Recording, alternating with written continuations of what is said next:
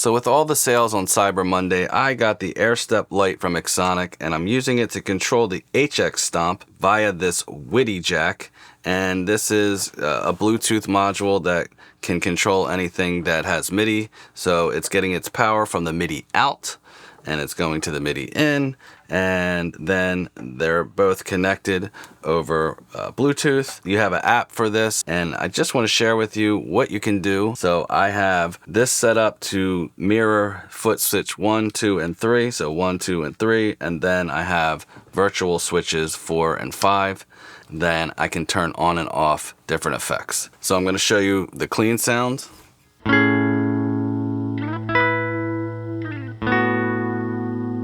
Delay.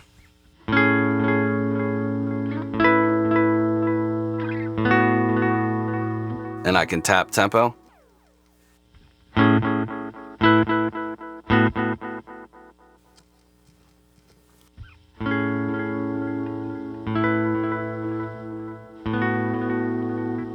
All right, and then I have a chorus set up for after all that.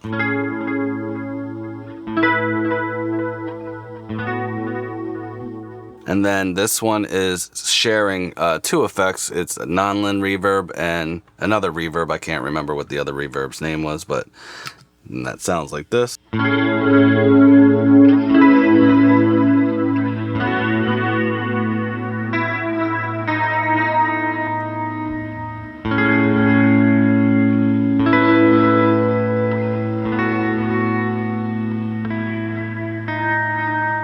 What's cool, if you wanted to, you could hit both of these at the same time, and then that's going to turn that off, and now it kicked on my fuzz.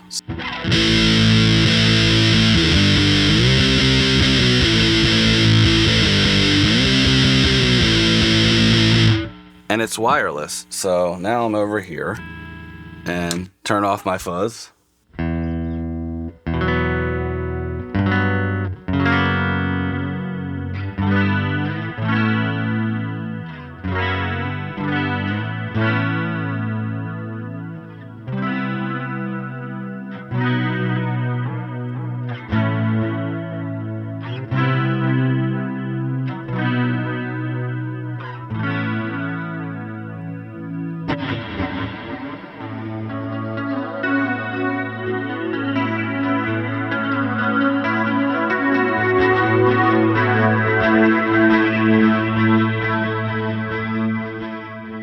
Alright, so I'm going to show you how to do it. First, I'm going to show you the manual. Page 60 of the HX Stomp shows you different CC number values and what you can do with those. So if you look right here at the very top, you have 49 to 53, and they emulate foot switch 1 through 5. So that's what I did. I just put those values into the software for the Airstep Lite.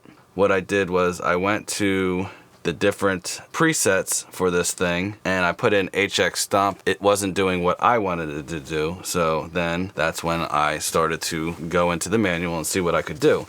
So what you do is, A is foot switch 1, and I click on that, and then I put this in toggle modes. Right here you have normal, toggle, and off. You want this in toggle mode so the light goes on when you are turning on an effect.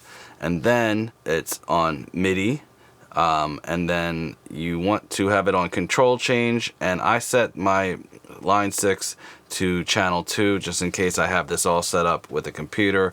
Then I won't be controlling anything else by accident. And then here's where your CC number is, and this is 49, and like I said on the manual, it says 49 emulates foot switch 1.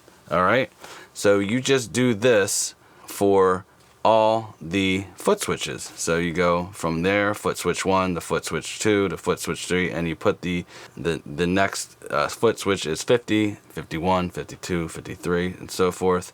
And then when you're done, make sure you save each time you do this. And how you do that is you go to that little button I just pressed up here in the corner, and then you just hit done, and that's how it saves. It's not intuitive. It doesn't say save. So one other thing you need to do before you finish this whole thing is go into your global settings on the line 6 because by default foot switch 4 and foot switch 5 are not set up to handle this. So you press both buttons and then you go over to global settings, click on global settings, go to your foot switches with this knob here, and you see Stomp 4 is already set because I set it like that. On this FS4 function, I think it was like all bypass or something, or toggle expression, one of those things. So what you want to do is scroll over to Stomp 4 and then you page over and you find FS5 function and you do the same thing, put it on Stomp 5, and now it will know that when I click this 4 and 5 that, you know what, let me change the view so you can see everything. So now you'll see it knows to turn it on and off, and you see the light goes on when the delay goes on. And then same thing here with the chorus, same thing here with the fuzz, and same thing here with the whatever else I have, reverb. So that's how you assign everything. It helps to have the HX Edit software up when you're doing this as well, so you can easily assign things. So you go into your editor, controller editor, bypass, blah blah blah blah, and you see I want foot switch 2 to handle this stuff, blah blah blah. So I could change that.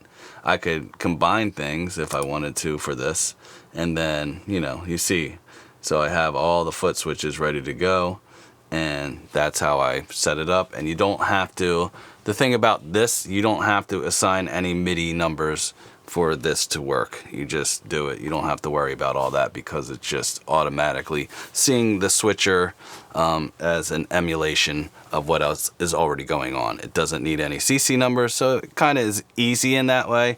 But there's other things you can do, and I will be diving into that in a future video when I actually go through some more steps and see what else I can do with this thing. So if you got something out of this, share the video with others so they might be able to find out how to do all this stuff, and like the video if you liked it. Subscribe if you're not already subscribed, because I like to experiment here with guitar pedals, synthesizers, drum machines, cameras, Pro Tools, Luna, Logic Pro, and whatever else, but it's music production, all sorts of different things. Okay, so I will see you in the next one. Bye bye.